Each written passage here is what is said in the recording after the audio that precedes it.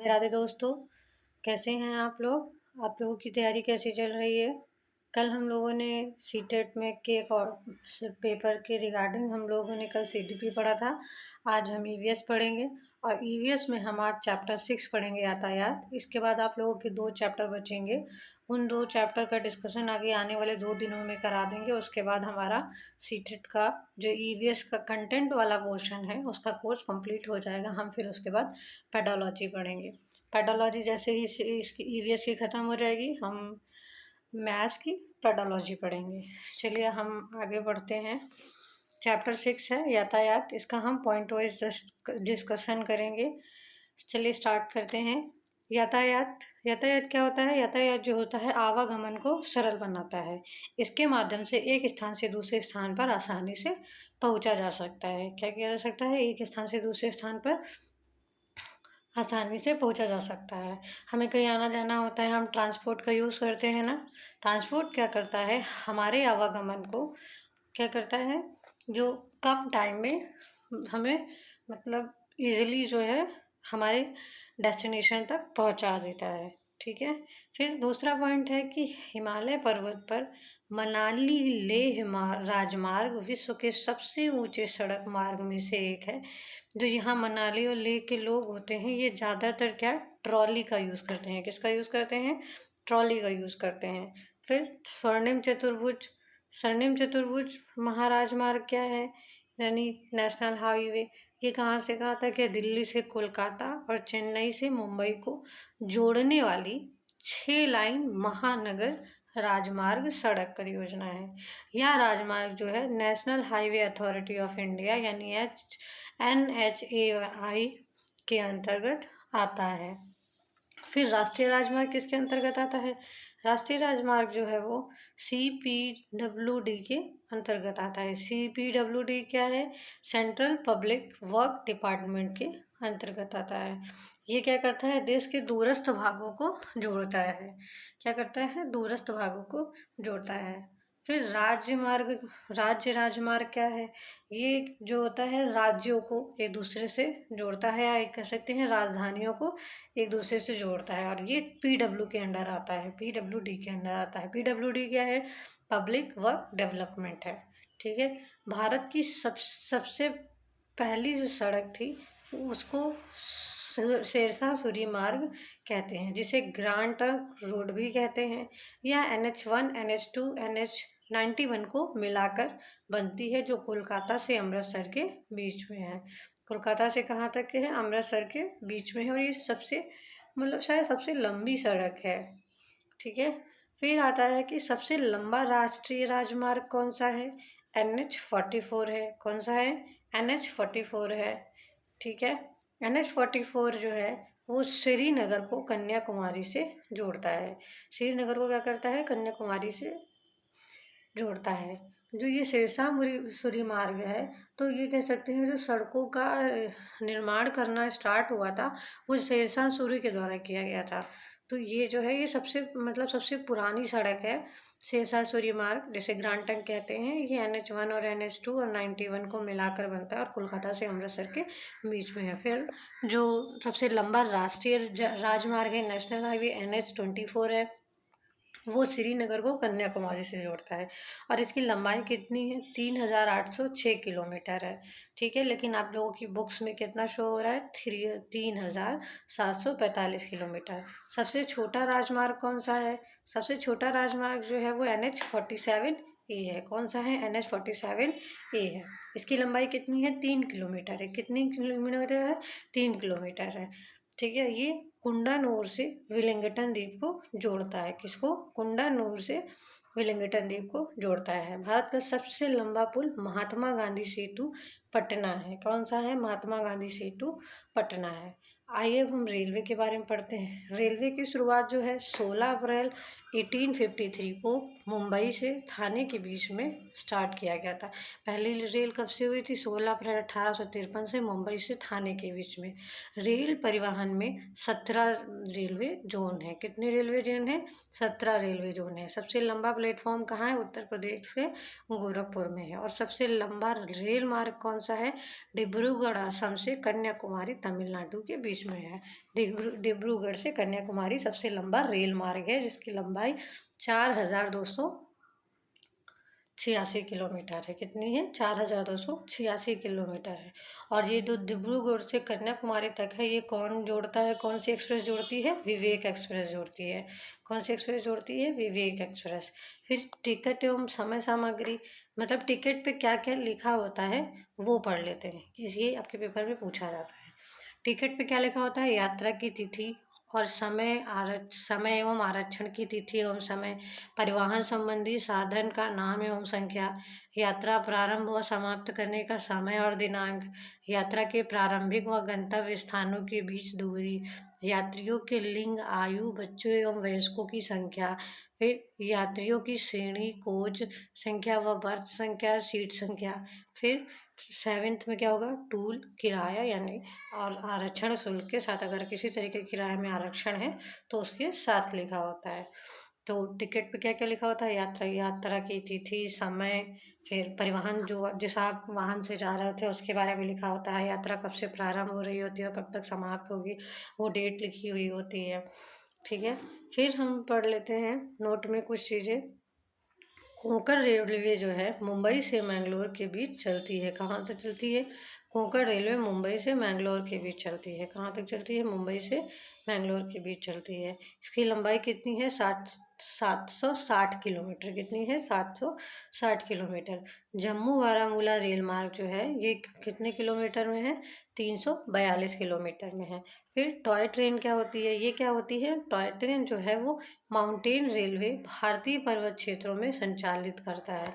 जो पर्वत क्षेत्र होते हैं वहाँ पर संचालित करता है, जिसे हम टॉय ट्रेन कहते हैं। टॉय ट्रेन में कौन कौन से एग्जाम्पल हैं? दार्जिलिंग हिमालयन रेलवे, फिर कांगड़ा शिमला रेलवे, ये क्या है? टॉय ट्रेन के एग्जाम्पल हैं। फिर मेट्रो रेल जो कहाँ स्टार्ट हुई थी सबसे पहले? मेट्रो रेल जो होती है मेट्रो सिटीज़ में होती है। ठीक है, मेट्रो रेल जो है कहाँ पे? कोलकाता में हुई थी सबसे पहले। फिर उसके बाद दिल्ली में कब हुई? 25 दिसंबर 2022 को। उसके बाद हम कुछ जलमार्ग पढ़ लेते हैं, ये बहुत इंपॉर्टेंट है। इलाहाबाद से हल्दिया के बीच में जो है वो गंगा नदी पर है। सदिया से धुबरी, ब्रह्मपुत्र, कोल्लम से कुट्टापुरम, कोइरल, तलचर से पारादीप, ब्राह्मणी नदी, लखीमपुर से भागा, बराक नदी, काकीनाडा से पुंदीचेरी। फिर कुछ अंतर्राष्ट्रीय जल मार्ग हैं। ठीक है, जो इंटरनेशनल वाटरवे है वो कौन सा है? एक कांडला है जो कहाँ पे है? गुजरात में है। नावा शेवा है वो मुंबई में है। मारमा गोवा में है। न्यू मैंगलोर कर्नाटक में है। कोची जो है वो केरल में है। तुतीकोरिन जो है तमिलनाडु में है। विशाखापट्टनम आंध्र प्रदेश में है। पारादीप उड़ीसा में है। हल्दिया जो है वो कोलकाता में है। ठीक है, जो कांडला वाला गुजरात वाला है ये काफ़ी व्यस्त है, मतलब काफ़ी बिजी वाटरवे है, बंदरगाह है। ठीक है, फिर भारत की सबसे लंबी नदी कौन सी है? इंदिरा गांधी नदी है। केरल के लोग वहाँ के लैगून में परिवहन के लिए वल्लम और फेरी नामक छोटी नाव का प्रयोग करते हैं। आपके पेपर में पूछा जाता है कि वल्लम और फेरी नाव कहाँ चलती है, तो कहाँ चलती है? केरल में। या फिर ये पूछ लेते हैं वल्लम और फेरी क्या है, तो क्या है? एक छोटी नाव है। ठीक, फिर हम वायु मार्ग के बारे में पढ़ लेते हैं। वायु मार्ग के बारे में हम ये पढ़ते हैं कि 1911 में वायु परिवहन जो है इलाहाबाद से नैनी के बीच में डाक सेवा के परिवहन के लिए किया गया था। ये एयर सर्विस जो है वो इलाहाबाद से नैनी के बीच में डाक सेवा के बीच से प्रारंभ की गई थी। फिर भारत में वायु परिवहन का राष्ट्रीयकरण कब किया गया? 1953 में किया गया। भारत के कुछ प्रमुख अंतर्राष्ट्रीय हवाई अड्डे हैं। कौन कौन से? सुभाष चंद्र बोस हवाई अड्डा, अंतर्राष्ट्रीय हवाई अड्डा कोलकाता। मीना कंबन अंतर्राष्ट्रीय हवाई अड्डा चेन्नई। छत्रपति शिवाजी अंतर्राष्ट्रीय हवाई अड्डा मुंबई। राजीव गांधी अंतर्राष्ट्रीय हवाई अड्डा हैदराबाद। इंदिरा गांधी अंतर्राष्ट्रीय हवाई अड्डा दिल्ली। ठीक है, ये इम्पोर्टेंट है, आप लोग इसको ध्यान से पढ़िएगा। ठीक है, फिर आबू धाबी जो है, आबू धाबी क्या है? एक स्टेट है। ठीक है, स्टेट है, एक कंट्री है जो कहाँ के है? आबू धाबी की राजधानी क्या है? संयुक्त अरब अमीरात है। क्या है? संयुक्त अरब अमीरात है। इसकी मुद्रा क्या है? दिरहम है। क्या है? दिरहम है। यह पेट्रोलियम का प्रमुख उत्पादक देश है। अबू धाबी क्या है? पेट्रोलियम का प्रमुख उत्पादक देश है। अब कुछ पर्वतारोहण के बारे में पढ़ लेते हैं। ठीक है, पर्वतारोहण जो है, माउंट एवरेस्ट जो है विश्व की सबसे ऊंची चोटी है। क्या है? विश्व की सबसे ऊंची चोटी है। ये कहाँ पे स्थित है? नेपाल में स्थित है। कहाँ स्थित है? नेपाल में स्थित है। इसकी ऊंचाई कितनी है? 8,848 मीटर। कितना है? 8,848 मीटर है। ये सेम ऐसे ही पॉइंट वाइज पूछा जाता है। माउंट एवरेस्ट को नेपाल में सागरमाथा तथा तिब्बत में कोमोलोंगमा कहा जाता है। क्या कहा जाता है? कोमोलोंगमा कहा जाता है तिब्बत में, और नेपाल में सागरमाथा कहा जाता है। फिर बछेंद्री पाल के बारे में पढ़ लेते हैं। बछेंद्री पाल जो है वो भारत की पहली और विश्व की 5वीं महिला थी जिन्होंने माउंट एवरेस्ट पर चढ़ी थी। कहाँ थी? जो माउंट एवरेस्ट पर चढ़ी थी। इन्होंने नेहरू इंस्टीट्यूट ऑफ माउंटेनिंग से अपनी ट्रेनिंग ली थी। किससे ली थी? नेहरू इंस्टीट्यूट ऑफ माउंटेनियरिंग से। ठीक है, इनके गाइडर कौन थे? ब्रिगेडियर ज्ञान सिंह। ये आपके पेपर में पूछा जाता है ऐसे पॉइंट वाइज कि भारत की पहली और कौन सी थी? 5वीं थी माउंट एवरेस्ट। इन्होंने नेहरू इंस्टीट्यूट से ट्रेनिंग ली थी। और 23 मई को दोपहर 1:07 पर इन्होंने अपना पहला कदम जो है वो रखा था। इनके साथ इनकी एक साथी और थी, लेकिन क्या मतलब, जब उन्होंने यहाँ पे कदम पे रखा था तो वहाँ पे एक ही लोग अपना पैर रख सकते थे, इसलिए इन्होंने अपने पहला कदम रखा। उनकी दोस्त जो हैं उनके लिए वहाँ पे जो जगह थी वो एक पैर रखने के लिए थी। तो क्या बछेंद्री पाल ने वहाँ पर अपना कदम रखा, और उनकी दोस्त जो है उन्होंने कुछ मिनट से पीछे रह गई थी। फिर हम अलबरूनी के बारे में पढ़ लेते हैं। हजारों साल पहले जो है यह भारत की यात्रा पर आया था। कब आया था? हजारों साल पहले। और ये कहाँ का रहने वाला था? उज्बेकिस्तान का रहने वाला था। कहाँ का रहने वाला था? उज्बेकिस्तान का रहने वाला था। और किसके समय में आया था? गजनी के समय में आया था। किसके समय में? गजनी के समय में। इसकी बुक का नाम है किताबुल हिंद। क्या है? किताबुल हिंद। और एक तहकीके हिंद भी है। क्या है? एक तहकीके हिंद भी है, और एक किताबुल हिंद है। ठीक है, इसने ना अपनी पुस्तकों में सबसे ज़्यादा भारत में जो कुएं बने हुए हैं उनके बारे में वर्णन किया था। किसके बारे में? कुओं के बारे में वर्णन किया था। फिर हम अंतरिक्ष भ्रमण पढ़ते हैं। अंतरिक्ष भ्रमण में हम पहले पढ़ते हैं कल्पना चावला के बारे में। कल्पना चावला जो है ये भारतीय मूल की अमेरिकी अंतरिक्ष यात्री थी। कहाँ की थी? अमेरिकी अंतरिक्ष यात्री थी।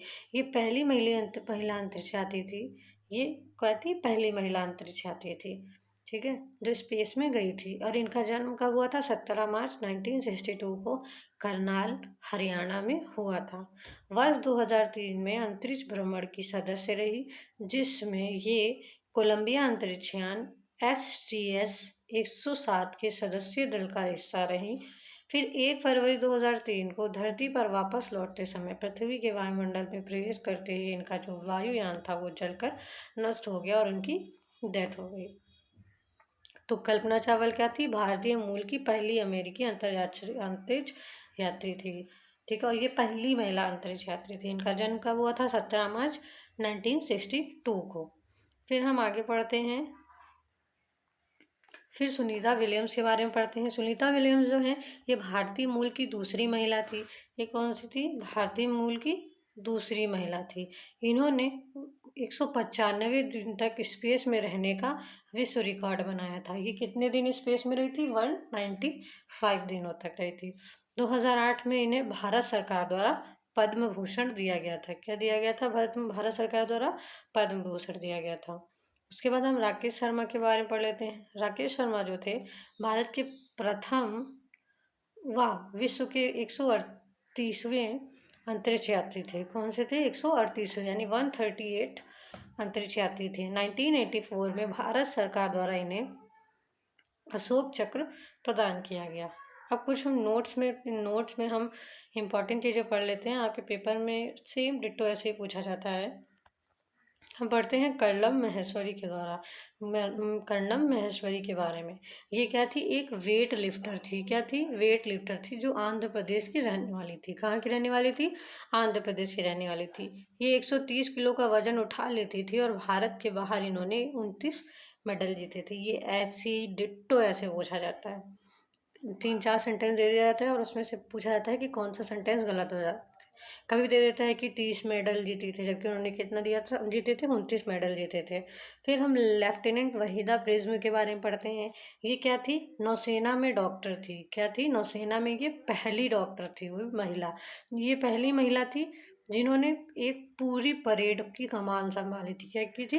ये पूरी महिला परेड की कमान संभाली थी। इनका कौन कौन सा था? थन्ना मंडी था, जो जम्मू कश्मीर के राजौरी जिले में है, स्थित है।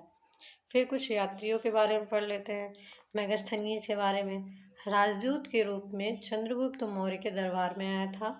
राजदूत के रूप में किसके दरबार में आया था? चंद्रगुप्त मौर्य के रूप में। इसके बुक का नाम इंडिका है। कौन से लेखक थे? यूनानी लेखक थे। फिर फाहियान के बारे में पढ़ लेते हैं। फाहियान जो था वो चंद्रगुप्त विक्रमादित्य के दरबार में आया था और ये चीनी भिक्षुक था। कौन था? चीनी भिक्षुक था। उसके बाद हम ह्वेनसांग के बारे में पढ़ लेते हैं। ह्वेनसांग जो था हर्षवर्धन के समय में आया था। किसके समय में आया था? हर्षवर्धन के समय में आया था। नालंदा विश्वविद्यालय में बौद्ध धर्म से संबंधित अध्ययन किया था। किसने? ह्वेनसांग ने। इसकी बुक का नाम सी यू की पेपर में पूछा जाता है। इसकी बुक का क्या नाम है? सी यू की। तीर्थ यात्रियों का इसे हम राजकुमार कहते हैं। क्या कहते हैं? तीर्थ यात्रियों का राजकुमार कहते हैं। फिर हम इब्न बतूता के बारे में पढ़ते हैं। इब्न बतूता क्या है? मोहम्मद बिन तुगलक के समय में आया था। ये मोरक्को का निवासी था। कहाँ का निवासी था? मोरक्को का निवासी था। इनकी बुक का नाम क्या है? रेहला है। ये मोहम्मद बिन तुगलक के समय में आया था। फिर हम वास्को डी गामा के बारे में पढ़ते हैं। At last, Vasco D gamma जो था पुर्तगाली नाविक था। कौन था? पुर्तगाली नाविक था।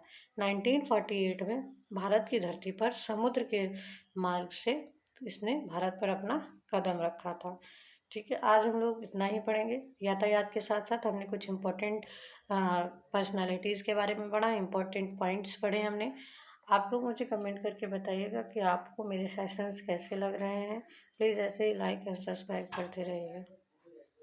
Thank you for watching.